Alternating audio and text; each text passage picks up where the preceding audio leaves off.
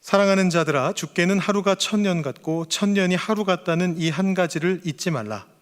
주의 약속은 어떤 이들이 더디다고 생각하는 것 같이 더딘 것이 아니라 오직 주께서는 너희를 대하여 오래 참으사 아무도 멸망하지 아니하고 다 회개하기에 이르기를 원하시느니라. 그러나 주의 날이 도둑같이 오리니 그날에는 하늘이 큰 소리로 떠나가고 물질이 뜨거운 불에 풀어지고 땅과 그 중에 있는 모든 일이 드러나리로다. 이 모든 것이 이렇게 풀어지리니 너희가 어떠한 사람이 되어야 마땅하냐? 거룩한 행실과 경건함으로 하나님의 날이 임하기를 바라보고 간절히 사모하라.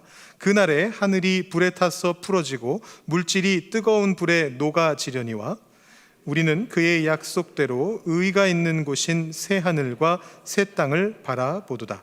그러므로 사랑하는 자들아, 너희가 이것을 바라보나니 주 앞에서 점도 없고 흠도 없이 평강 가운데서 나타나기를 힘쓰라. 또 우리 주의 오래 참으심이 구원이 될 줄로 여기라. 아멘.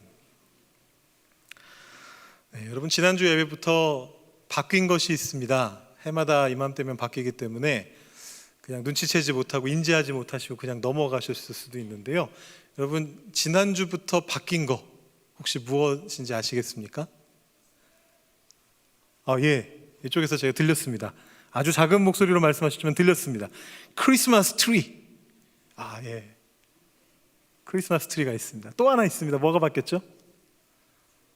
네, 여기 우리 촛불을 붙였습니다. 대림절 초라고 하는 건데요, 예수님이 오심을 기다리면서 우리가 여기에다 이렇게 초에, 보라색 초에다가 촛불을 밝힙니다. 제가 작년에 칼럼에서 잠깐 썼던 것 같은데, 이 대림절 초의 기원은 독일에 있는 어느 루터교 목사님께 그 교회 다니는 아이들이 몰려와가지고 매일같이 찾아와가지고, 목사님 크리스마스 며칠 남았어요? 를 매일같이 듣다가 이분이 안 되겠다 싶어가지고 28개의 초를 꼽아서 매일매일 불을 하나씩 켜시던 거에서 시작됐다고 합니다. 그래서 이제 교회 전통으로 들어오게 됐는데요, 이것이 바로 대림절 초, 기다림이 무엇인지를 알려주는 대림절의 장식입니다. 또 하나 지난주부터 바뀐 것이 있는데, 이건 아마 눈치 못 채셨을 겁니다. 제가 힌트를 드리면 분명히 맞추실 텐데, 맞추시지 못할 질문을 드리면 안 되겠죠? 여러분, 맞추실 수 있게 힌트를 드려야겠죠? 뭐가 바뀌었느냐 하면 제 목에 있는 게 바뀌었습니다. 혹시 뭐가 바뀌었는지 아시겠습니까? 제 넥타이 색깔이 바뀌었습니다. 방금 넥타이라고 하셨죠? 제 넥타이 색깔이 바뀌었습니다. 우리 대림절 초도 보라색이고 제 넥타이도 보라색입니다. 우리 대림절을 상징하는 색깔입니다. 사순절하고 대림절을 상징하는 색깔이 보라색이라서 제가 지난주에는 연보라색 타이를 맸고요, 오늘은 진보라색 타이를 맸고 다음 주에는 또 다른 보라색 타이를 메고 와보도록 하겠습니다. 네, 여러분, 대림절 기간이 돌아왔습니다. 우리 수요일날 3인3색에서 말씀드렸던 것처럼 세상의 달력은 1월에서 시작하는데 교회의 달력은 대림절부터 시작을 합니다. 그러니까 교회에서는 한 해가 사실 바뀐 것과 비슷합니다. 이 대림절은 바로 기다림의 절기입니다. 우리가 대림절에 두 가지를 기다리는데요, 첫 번째는 크리스마스고 또 한 가지는 예수님의 재림을 기다립니다. 여러분, 대림절에 재림도 기다린다는 거 잘 모르셨죠? 이 대림절에 예수님의 초림과 처음 오심, 초림과 재림, 다시 오심을 우리가 같이 기다리고 있습니다. 예수님의 생애가 교회력에서 어떻게 다뤄지는지를 제가 간단하게 한번 보여드리면서 설명을 드릴게요. 교회력이 대림절로 시작된다고 말씀드렸고 초림을 기다립니다. 그리고 나서 예수님이 탄생하신 것을 기념하는 성탄절이 있습니다. 그 직후에 주현절이라고 하는 절기가 있습니다. 여러분 잘 모르시지만 크리스마스 직후에 1월 6일이 주현절로 되어 있습니다. 그래서 마침 내년에 1월 6일이 토요일이어가지고 주현절날 저희가 토요 새벽 기도회를 하거든요. 그래서 제가 고심 끝에 이날 토요 새벽 기도회를 조금 특별한 컨셉으로 주현절 특별 새벽 기도회 이런 느낌으로 좀 한번 진행해 보려고 지금 계획을 하고 있습니다. 그건 제가 나중에 다시 한번 말씀드리고요. 이 주현절은 예수님의 신성이 드러나시는 것을 기념하는 그런 절기입니다. 그 다음에 이제 우리가 잘 아는 사순절이 오죠. 보통 사순절에 우리가 예수님의 공생의 사역 3년을 보게 됩니다. 그래서 복음서를 주로 읽게 되고요. 그 다음에 고난주간, 사순절 중간에 고난주간이 오게 되면 예수님의 고난을 묵상하게 됩니다. 그리고 부활절부터 그 이후로 기쁨의 50일 동안 예수님의 부활을 축하하는 그런 시간을 가지다가 승천을 기념하는 날에 승천, 예수님의 승천을 다루고 그 다음에 오순절에 성령 강림을 우리가 함께 보게 됩니다. 여기까지가 교회력상의 절기입니다.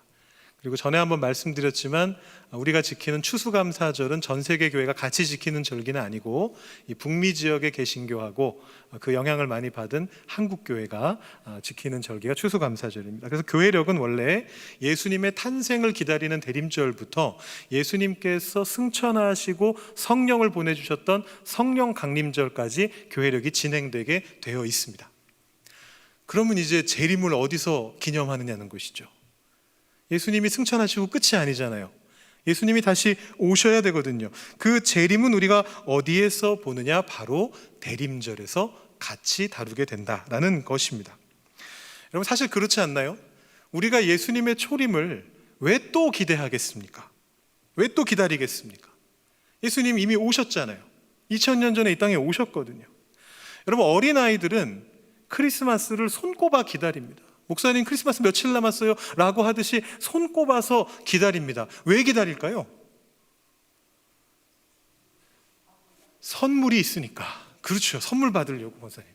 선물이 있으니까. 여러분, 어린이들은 굉장히 순수하거든요. 그 순수한 마음이 바로 뭐냐 하면 선물이에요. 여러분, 어린이들이 어린이날을 왜 기다리겠습니까? 네, 선물이 있으니까. 여러분, 어린이들한테 한번 이렇게 잘 설명해 보세요. 야, 어린이날은 너희들 같은 어린이들을 우리가 이렇게 기념하기 위해서 이렇게 만들어진 날이야. 기뻐해. 기뻐하겠습니까? 이게 뭐가 와야 기뻐하는 거죠. 선물이 있고 학교를 안 가니까 어린이날을 좋아하는 거고요. 이 어린이들이 크리스마스를 좋아하는 것은 물론 제가 이렇게 다 싸잡아서 말할 수는 없죠. 어린아이지만 예수님의 생신 때문에 정말 순수하게 기뻐하는 아이도 물론 있겠습니다만 굉장히 소수고 대부분의 아이들은 선물 때문에 크리스마스를 기다립니다. 그럼 우리는요? 우리 어른들은 뭐 때문에 크리스마스를 기다립니까? 우리가 왜 대림절을 보냅니까? 여러분도 혹시 선물 때문에 기다리십니까? 고개를 끄덕이시는 예, 고개를 끄덕이시는 분이 계신데, 아니면 그때의 그 어떤 좋은 분위기 때문에 기다리십니까? 크리스마스의 연말의 그 분위기 때문에 기다리십니까? 아니면 그날이 쉬는 날이라서 기다리십니까? 아니면 가족과 함께하는 시간이 되기 때문에 기다리십니까? 그것이 우리가 크리스마스를 기다리는 이유입니까? 우리는 예수님께서 이 땅에 오셔서 이 땅을 변화시키는 것에 대해서 그것을 기리면서 또 기다리는 겁니다. 예수님이 초림 때 이 땅에 오셔서 이 땅을 변화시키기 시작하셨고요. 그리고 예수님이 재림하실 때 그 변화가 완성됩니다.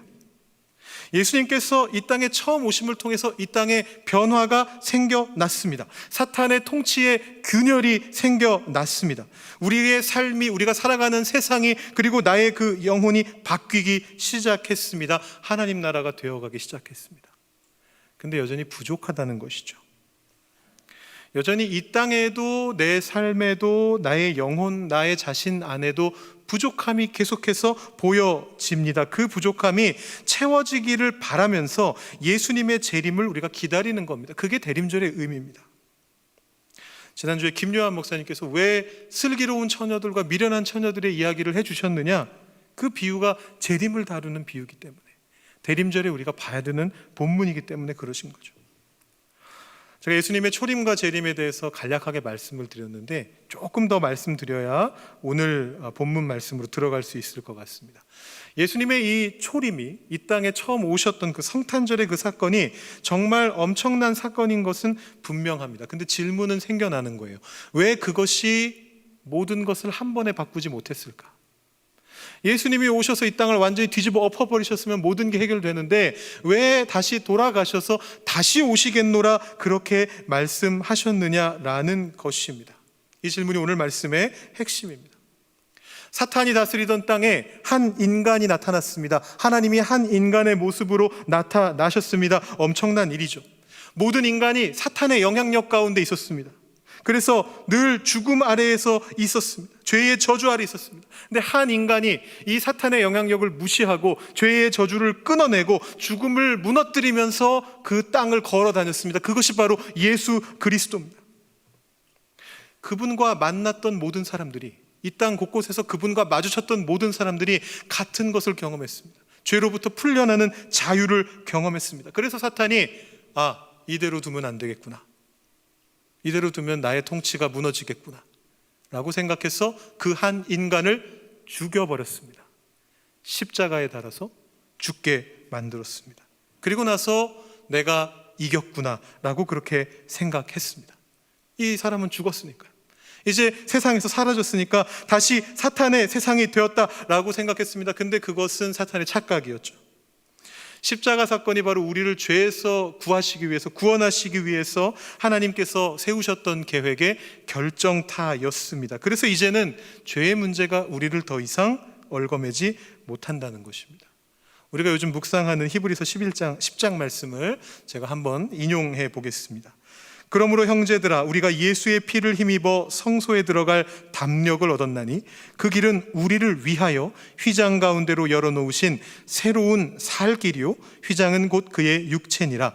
또 하나님의 집 다스리는 큰 제사장이 계심에 우리가 마음의 뿌림을 받아 악한 양심으로부터 벗어나고 몸은 맑은 물로 씻음을 받았으니 참 마음과 온전한 믿음으로 하나님께 나아가자. 죄의 문제가 해결된 겁니다. 복음의 소식이죠. 기쁨의 소식입니다. 우리가 이제 참 마음과 온전한 믿음으로 나가기만 하면 됩니다. 근데 그게 안 돼요. 우리 안에 여전히 죄가 있습니다. 여전히 세상에는 악이 번성하고 있습니다. 여전히 우리의 믿음은 연약합니다.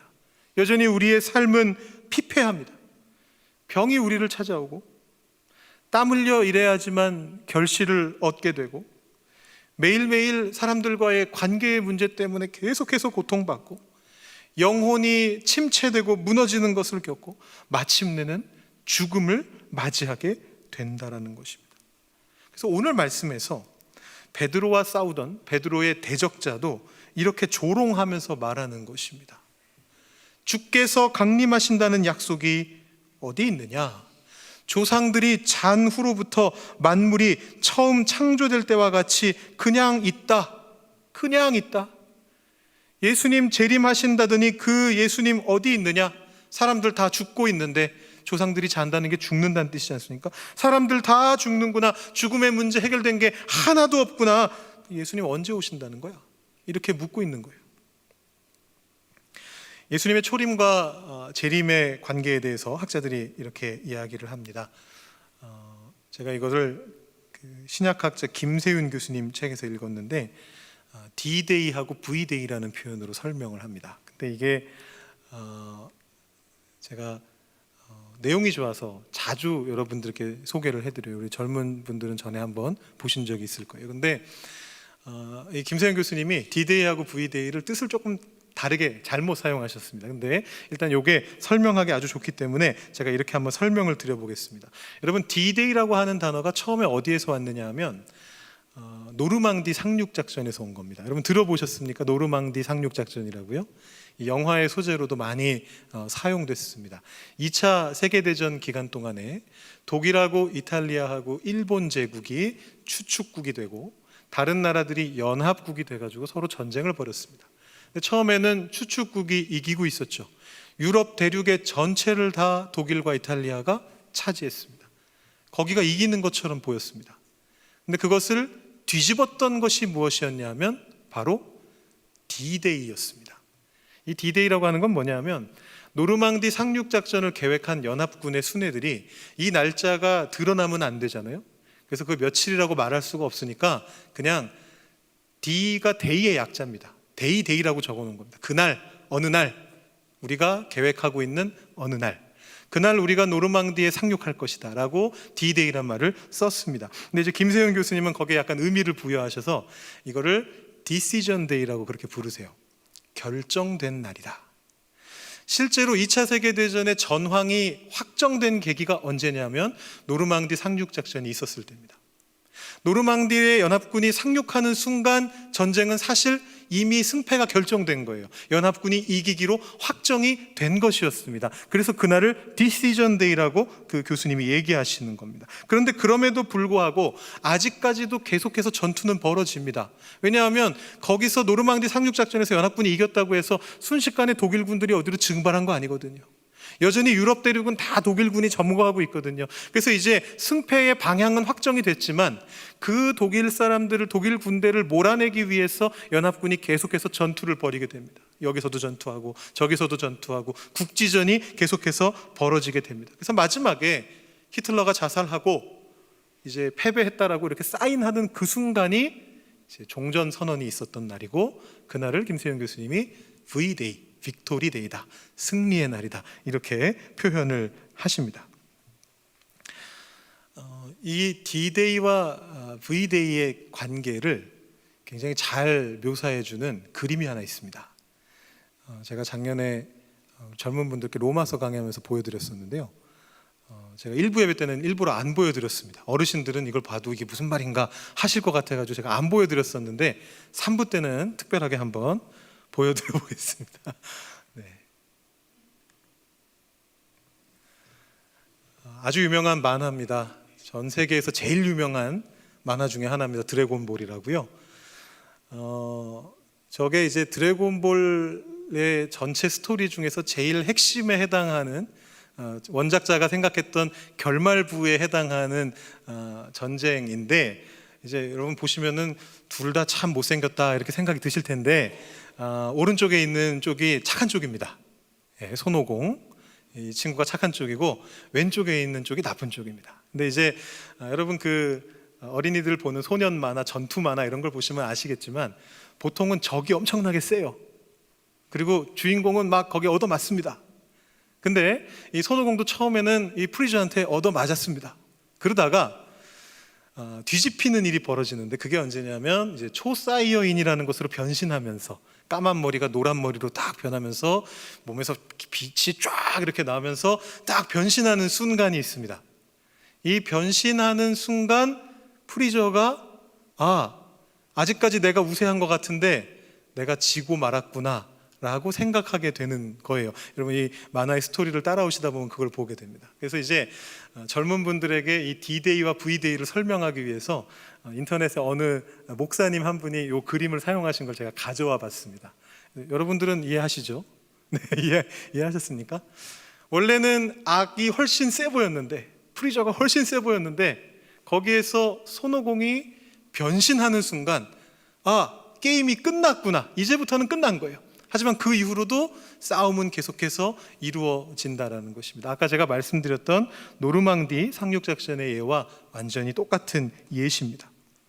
여러분 제가 장황하게 설명드렸는데 요약하면 이렇습니다. 초림이 바로 D-Day입니다. 예수님께서 성탄의 때에 우리에게 오신 것이 D-Day입니다. 예수님께서 이 땅에 오심으로 사탄의 통치에 균열이 생겼고 사탄의 패배가 확정되었습니다. 그러나 아직까지는 국지전이 벌어지고 있습니다. 이 땅을 여전히 점거하고 있는 사탄군의 잔당들과 우리들은 계속해서 싸우고 있습니다. 우리 마음속에서 계속해서 싸우고 있습니다. 그리고 예수님의 재림이 바로 V-Day입니다. 예수님께서 재림하시는 그 순간에 심판의 그날이 오면 사탄이 완전히 패배하게 된다는 것입니다. 그럼 이제 이런 질문이 생겨나는 겁니다. 그럼 지금 당장 오시면 안 될까요? 왜 계속 싸우고 있어야 됩니까? 힘들게. 지금 당장 딱 오셔가지고 이 땅에 있는 악을 그냥 싹 없애버리시고 예수님이 통치하시는 나라가 되면 얼마나 좋습니까? 오늘 말씀에 아까 제가 읽어드린 3장 4절 말씀에서도 베드로의 대적자가 그렇게 물었던 거거든요. 조롱의 의미가 섞여 있긴 하지만 주께서 그래서 언제 오신다는 거냐, 언제 이 세상의 악이 정리된다는 거냐, 나는 언제 구원을 받는다는 거냐, 이렇게 질문을 했습니다. 여러분 이 질문을 요약하면 이렇게 한 문장으로 요약할 수 있습니다. 하나님 왜 이렇게 느리셔? 하나님 왜 이렇게 느리시대? 하나님이 왜 이렇게 느리시죠? 여러분, 느린 사람들 보면 어떤 기분이 드십니까? 그런 분들 있잖아요. 이렇게 누가 봐도 굉장히 답답할 만큼 느린 사람들. 제가 누구를 디스하는 게 아닙니다. 왜냐하면 제가 그런 사람이에요. 제가 셀프 디스를 하고 있는 중이에요. 제가 굉장히 느린 사람이거든요. 이제 제가 굉장히 느리다 보니까 좀 이렇게 반응도 좀 느린 편이고, 무슨 얘기를 들어도 반응도 좀 느린 편이고, 이게 좀 장점이 있습니다. 여유가 좀 생깁니다. 뭐 이렇게 막 무슨 얘기를 들어도 뭐 그런 거 천천히 해도 다 문제 없어, 괜찮아, 다 할 수 있어, 이제 이런 생각, 약간 인생을 달관하신 어르신들이 하실 것 같은 생각을 제가 속으로 하면서 이제 그렇게 삽니다. 물론 그걸 보고 있는 사람들은 좀 답답하겠죠. 그런 생각을 하시는 분들도 계실 것 같아요. 저 신목사한테 진지하게 이거 좀 하라고 얘기했는데 안 하는 것 같아, 뭐가 되지가 않는 것 같아, 이런 생각을 하시는 분들도 계실 수가 있는데, 여러분 또 얘기해 주시면 제가 분명히 합니다. 언젠가는 합니다. 좀 느릴 뿐입니다. 근데 이런 이제 느린 사람이 있다라고 생각할 때 보는 사람은 답답하거든요. 그럼 이제 어떻게 하죠? 선을 넘게 될 때가 있습니다. 어떻게 하시냐면은 막 닥달하는 거죠. 왜 이렇게 안 하는 거야? 닥달하고, 아니면 무시하고, 함부로 대하고. 여러분들이 저한테 그러신다는 뜻은 아닙니다. 근데 이제 그렇게 대하는 태도를 가지게 될 때가 있습니다. 근데 문제는 뭐냐면 우리가 하나님도 그렇게 대할 때가 있다라는 거예요. 하나님이 느려 보이시거든요. 그래서 생각하는 거예요. 느리고 굼뜬 사람들을 대하는 것처럼 하나님을 대하는 거예요. 왜 빨리 재림하지 않으십니까? 왜 빨리 이 세상을 뒤집어 엎지 않으십니까? 하나님께 그렇게 외치는 겁니다. 자기가 마치 무슨 선지자 된 것처럼, 내가 하나님 뜻을 하나님보다 더 잘 아는 존재가 된 것처럼 그렇게 나서는 겁니다. 여러분, 왜 하나님께서 일찍 안 오십니까? 왜 하나님께서 세상을 뒤집어 엎지 않으십니까? 그 이유가 뭡니까? 오늘 말씀은 이렇게 이야기해 주고 있습니다. 사랑하는 자들아, 주께는 하루가 1000년 같고 1000년이 하루 같다는 이 한 가지를 잊지 말라. 주의 약속은 어떤 이들이 더디다고 생각하는 것 같이 더딘 것이 아니라 오직 주께서는 너희를 대하여 오래 참으사 아무도 멸망하지 아니하고 다 회개하기에 이르기를 원하시느니라. 우리 때문입니다.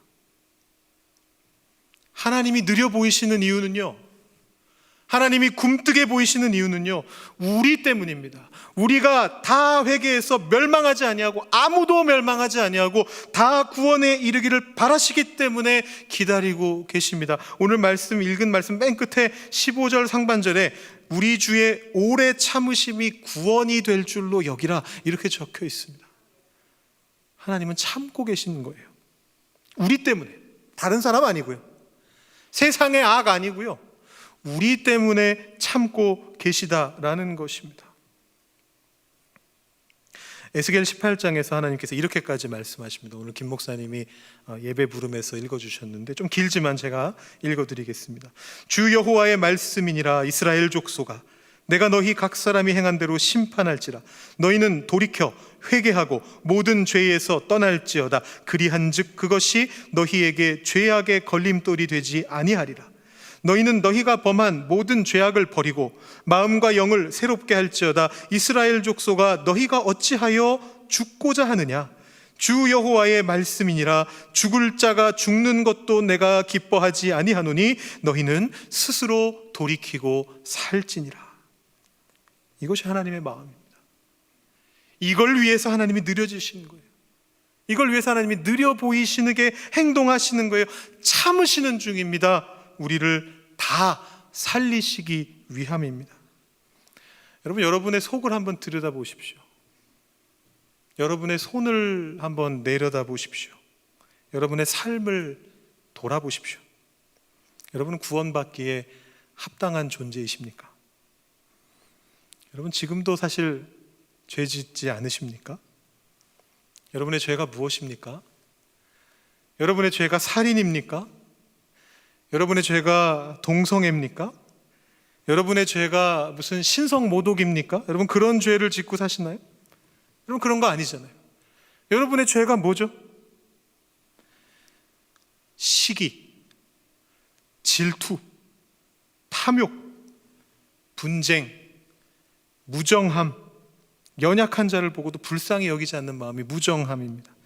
비방, 교만, 불의함. 제가 성경에 나오는 얘기만 말씀드리고 있습니다. 로마서 1장에 있는 죄의 목록들입니다. 우리가 이 죄를 저지르면서 살고 있다라는 것이죠. 오늘도 우리가 남을 비방하지 않았습니까? 오늘도 혹시 탐욕스럽게 나만 잘 살면 되지 그렇게 생각하지 않았습니까?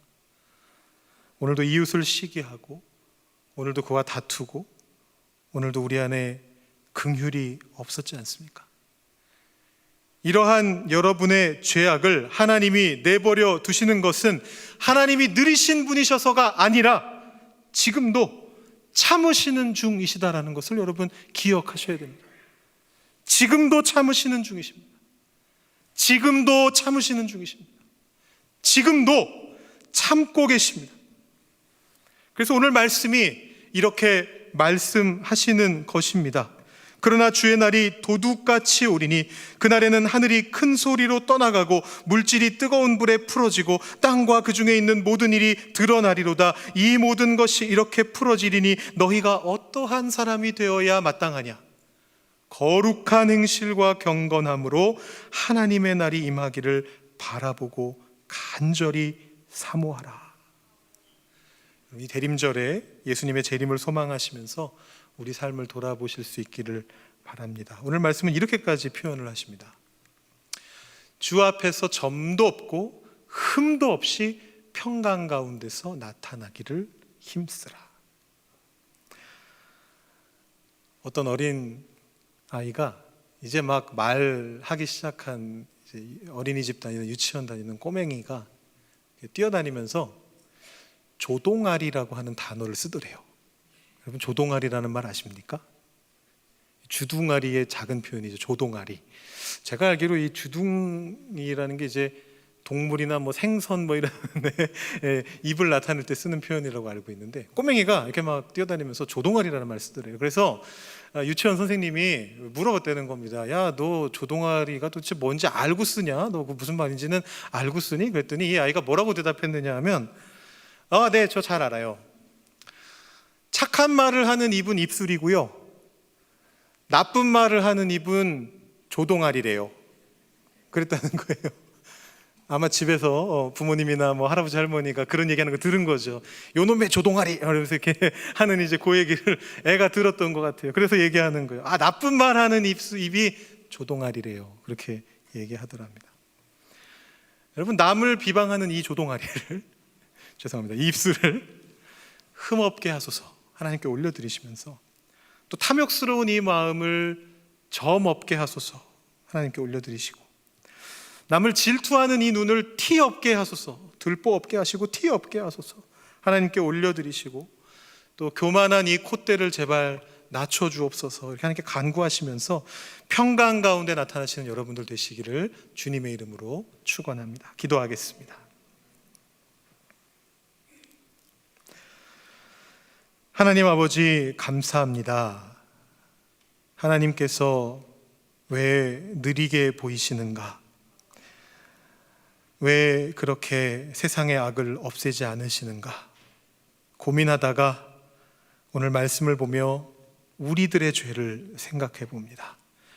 사람들과의 관계 속에서 내가 때로는 시기와 질투로, 때로는 탐욕과 교만으로 비방하기도 하고 분쟁하기도 하고 긍휼을 품지 아니하는 불의한 모습들을 보이지 않았는가? 우리 스스로의 삶을 다시 한번 돌아봅니다. 하나님께서 그런 우리를 멸망으로 가지 않도록 지금도 참으시는 중이라는 것을 우리가 기억하게 하시고, 매 순간순간 우리의 마음을 주님께로 올려드리며 주님이 우리를 주관하실 수 있도록 그 성화의 길을 걸어 나가게 하여 주시기를 원합니다. 우리의 입술을 지켜주시고 우리의 마음을 지켜주시고, 언제나 주님을 생각하며 사람들을 주님의 마음으로 대할 수 있는 저희들이 되도록 주님 인도하여 주시옵소서. 주님의 귀한 그 마음을 우리 마음 가운데에 품게 하시고 언제나 주님께서 우리의 죄를 용서해 주시는 것을 감격하며 세상에서 주님의 종으로 살아나갈 수 있도록 주님 이끌어 주시옵소서. 감사드리며 예수님의 이름으로 기도드립니다. 아멘.